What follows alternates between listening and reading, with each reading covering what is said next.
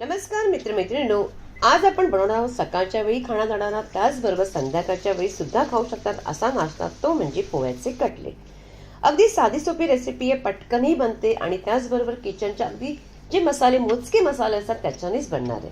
तुम्हाला कोणतीही वस्तू बाहेरून आणायची गरज नाही. तर चला आपण सुरू करूया रेसिपीला. सगळ्यात अगोदर इथे मी घेतले 1 कप पोहे. आणि हे तुम्हाला मी पोह्याचे एक सांगते की जेव्हा पोहे किंवा डाळी तुम्हाला जर टिकाऊ म्हणजे टिकवायचे असतील तर काय करायचं, त्याच्यामध्ये तमालपत्र घालायचं. म्हणजे मग ते 2 महिने 3 महिने काहीही होत नाही. मी कधी याच्यामध्ये ना पोह्यामध्ये तमालपत्र घालतो बघा, यात थोडासा तुकडाही त्याच्यातला निघाला.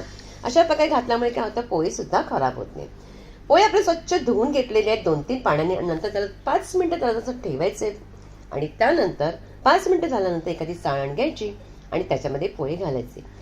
किंवा तुम्ही एखादा कपडा सुद्धा घातला आणि त्याच्यावरती पोहे टाकून त्याचं पाणी सगळं अगदी दाबून काढायचं. जितकं निघत असेल ना तेवढं सगळं अगदी दाबून काढा, म्हणजे त्याच्यामध्ये जास्त मॉइश्चर ठेवायचं नाही. आता अशा प्रकारे आपण हाताने सगळं करून घेतलंय.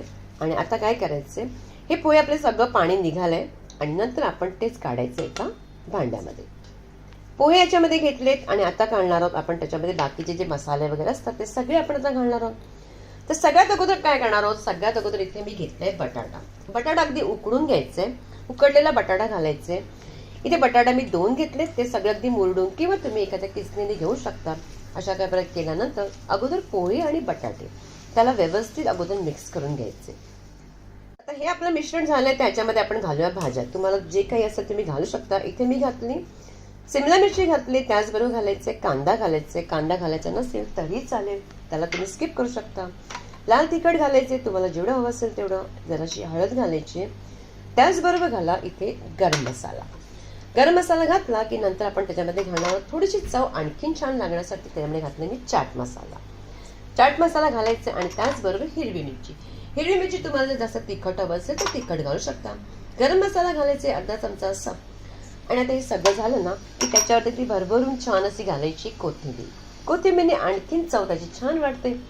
आता हे सगळं मिश्रण आपण घातलंय आणि सगळं व्यवस्थित अगोदर ह्याला अगदी मिक्स करून घ्यायचं. अगदी व्यवस्थित त्याच्यामध्ये मिक्स झालं, व्यवस्थित तुम्ही करून घ्या. मसाले वगैरे सगळं अगदी व्यवस्थित मिक्स करायचे.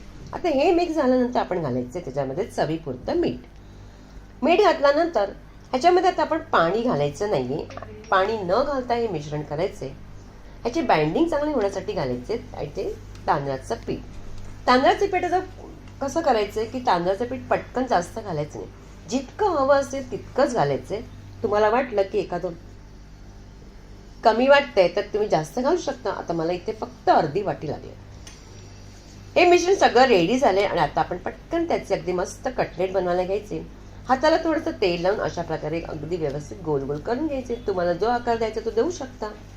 हा अगदी मस्त असे वडे अगदी छान आपले रेडी झालेत. कुठे मिश्रण अगदी चुकत नाहीये.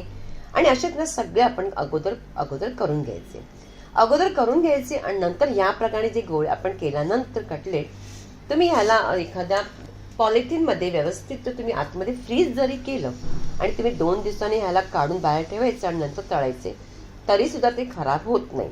तुम्ही असं सुद्धा करू शकता. एखादी पाहुणे कधी घरी येतात तर त्यावेळी तुम्ही असं करू शकता. आता हे सगळे मी अगदी व्यवस्थित रेडी करून ठेवले आणि त्याला छान दिसावं, सुंदर दिसावं ते कटलेट म्हणून काय केले, त्याच्यामध्ये थोडेसे तेल लावायचे. तीळ हे तुमचं ऑप्शनल आहे. जर तुम्हाला लावायचं असेल तर लावा, नाही लावलं तरी चालेल. काय होतं त्यानंतर थोडेसे सुंदर दिसतात.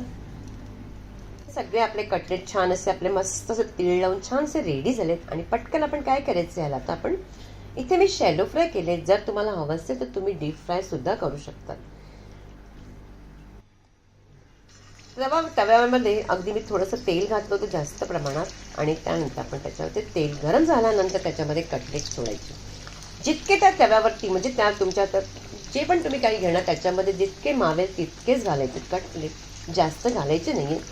आणि हे सगळे घातल्यानंतर ना काय करायचं, पटकन त्याला उलट करायचं नाही. 2-3 सेकंड जरा थांबायचंय आणि नंतर त्याला मग उलट करायचं. आता पहा 2-3 मिनिटांनंतर मी अगोदर उलट केलेच होते आणि मस्त असे छान असे ते क्रिस्पी झालेत. अशा प्रकारे अगदी मस्त पटकन क्रिस्पी होतात बघा. तळूनही निघालेत. मधून मी अगोदर त्याला तळून घेतले. आणि अशा प्रकारचे कटलेट्स खायला अगदी तुम्ही सॉस चटणी काही कशाबरोबरही काय शकता, मस्त लागतात. अशा प्रकारे एकदा करून बघा. मी इथे हिरवी चटणी बनवली होती. त्याचबरोबर अगदी मस्त, आणि तुम्हाला मी दाखवते, तुम्हाला मी तोडूनही दाखवते की अगदी छान, अगदी मस्त, म्हणजे आतमधून सुद्धा अगदी ते सॉफ्ट होतात. काही म्हणजे खराब होत नाही, अगदी छान लागतात बघा. वरून क्रिस्पी आणि आतमधून सॉफ्ट, अगदी मस्त आपले कटलेट रेडी झालेत. कशी वाटली माझी रेसिपी मला कॉमेंट्स करून सांगायचे. आवडल्यास जास्तीत जास्त लाईक करा, प्रत्येकांकडे शेअर करायचंय. पुन्हा भेटायचंय आपण एका छानशा रेसिपी बरोबर.